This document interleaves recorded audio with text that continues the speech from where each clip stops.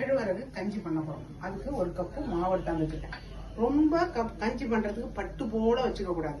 கொஞ்சம் குறப்பா வச்சுட்டோம்னா கஞ்சி டேஸ்டா இருக்கும். சுகர் போட்டு திங்கலாம், உப்பு போட்டு சாப்பிடலாம். நான் வந்து தேங்காய் பால் ஊற்றி பண்ண போறேன்.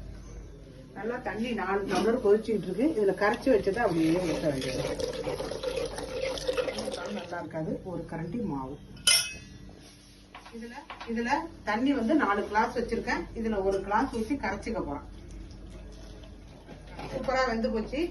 இதுல ஒரு சும்மா லைட்டா காரத்துக்கு 1 பச்சை மிளகாய், இதை அப்படியே கசக்கி 1 முடி தேங்காய் திருவி வச்சிருக்கோம்.